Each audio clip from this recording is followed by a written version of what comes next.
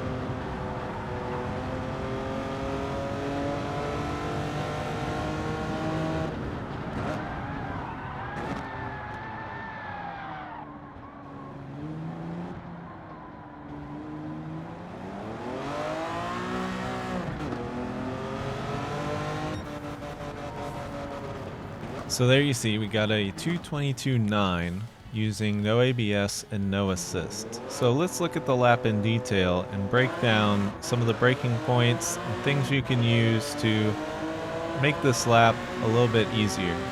So here I'm braking earlier. If you have ABS, you can brake closer to the 100 meter board. But the most important thing is braking mostly in a straight line. And then when I go to third gear here, you see I'm already full throttle here on exit. Shifting up to third reduces wheel spin and allows you to drive through that little wet area there much easier, and you'll be more consistent through there.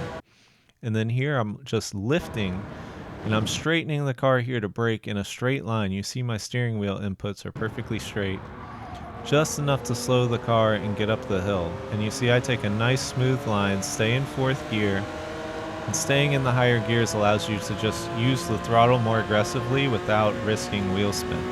So I really recommend doing that. And here I'm braking just at the 200. Again, no ABS, so I have to brake a little earlier, as straight as possible to get the car slowed down. And then here, third gear, I'm modulating the throttle. I can use the throttle to kind of create understeer in the car actually, instead of oversteer in the higher gear. 100 meter board, brake, go down to second gear. And here you can let off, stay in second to help the car rotate, but I upshift to third here when I'm using the wheel. And that just makes it a little bit easier to get on the throttle here nice and early and use all the track. coming up to Puan just after the 100-meter board. I'm getting on the brakes in a straight line, and then coming off, use a little bit of brake to modulate. There I get a little too much of a slide, but I get back on the throttle early again, staying in 4th gear, braking just after the 100-meter board here. Most of my braking in a straight line, trail brake off just at the very end as I turn in. And here, using the throttle to push the car to the outside of the track. Here I brake kind of just before the curbing. Down the 2nd to help the car rotate, but back up to 3rd before I get on the throttle. A little touch of brakes, make sure you turn in close to the curb, and you can get back on the throttle pretty early here.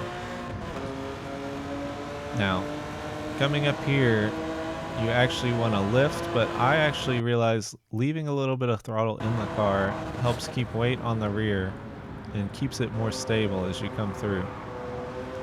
Then back on the throttle here, staying in 4th gear this whole time. I brake at the white line right here. Could have broke a little bit earlier. As you hear, I get a lock up on that inside wheel all the way into the braking zone, but luckily get it slowed down. Stay in 2nd gear and full throttle to the line, and that's the lap. So what I'd like you to take away from this is that you can be very conservative with your lap as long as you're being consistent. But how do you apply this as a controller player? And that's kind of where I'm getting at. This consistency, staying in higher gears.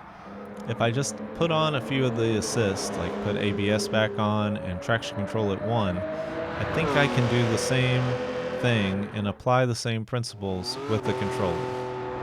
So here we'll do a full lap with the controller to see if we can make it to gold, applying some of the same principles. Again, I'm braking a little bit later, but in a straight line. And then I upshift to 3rd early, and I'm getting back on the throttle. And using the controller, I can be a lot more aggressive or less precise with my inputs by using the higher gears. And here I lift to stabilize the car, touch the brake, and turn in, and then I can just lift when I go over the curb there, and even take a more aggressive line than what I was with the wheel, and still keep the car under control. As long as you're not on throttle on the wet areas, it shouldn't be an issue. Here I brake at the 150-meter board, so this later braking with ABS is helping this lap be a little bit quicker in the braking zones than the one with no ABS. So that should help offset a little bit of the deficiencies you get with using the controller. But in a lot of places I brake kind of in the same area. Here I stay in 2nd and just modulate the throttle a little bit more since I do have traction control on. It's a little bit easier. I think it's a little faster here, but same principles apply. I stay in 4th here, brake in a straight line, and you'll see my steering inputs are almost full left, full right. And if you have the right speed, that should carry you perfectly through the corner. If you're going too slow, you'll turn in too much. If you're going too fast, you'll run wide. If you're at the right speeds, you should be able to move the stick full left, full right, like right here, and use the throttle to drive the car and the brake to drive the car rather than the actual steering. So here, a little lift, bring the car in, and you see I'm full throttle. I actually think I get a better run out of this corner than I did with the wheel. And here again, I'll actually hold way more throttle and see how stable the car is here with more throttle. And that really helped me get through this part of the track by actually having a little bit more throttle. Not full throttle, but just some maintenance throttle. Again, braking down to 1st gear this time with the controller to just help rotate the car. You can see full stick left, right, and then back to 2nd gear to accelerate out, and we just make it with the 224.8. So now I'll just give you a replay of the controller lap that you can use to reference.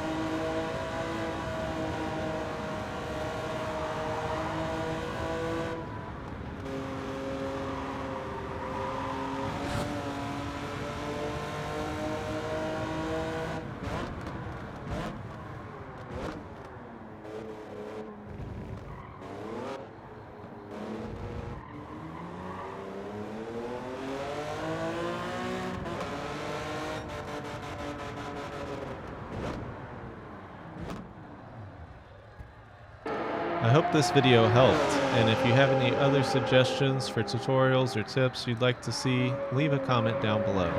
That's all for now. Thanks for watching, and I'll see you in the next one.